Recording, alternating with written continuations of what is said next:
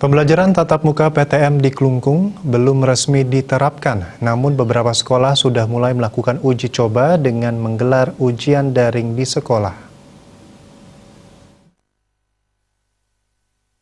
SMPN 1 Banyarangkan merupakan salah satu sekolah yang melaksanakan ujian daring dengan siswanya datang ke sekolah.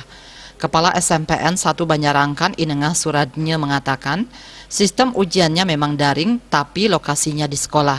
Sebelum melaksanakan ini, pihaknya sudah berkoordinasi dengan Dinas Pendidikan, termasuk menyiapkan sarana protokol kesehatan. Menurut Suradnya, ujian daring di sekolah dilakukan mulai 26 April 2021 lalu. Pelaksanaannya dilakukan setelah mendapat izin dan pengawasan dari Dinas Pendidikan Klungkung. Ujian ini pun diikuti 294 siswa kelas 9. Dalam penerapan ujian daring tersebut, satu kelasnya hanya diisi oleh 15 siswa.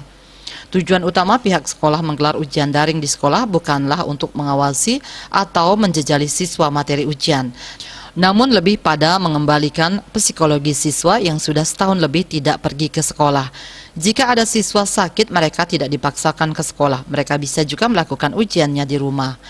Beberapa hari ke depan, ujian daring di sekolah juga akan diberlakukan untuk siswa kelas 7 dan 8. Tapi ujian daring ini akan dievaluasi terus sampai nanti resmi berlakunya pembelajaran tatap muka dengan rencananya dimulai pada tahun ajaran baru 2021-2022 pada bulan Juli mendatang.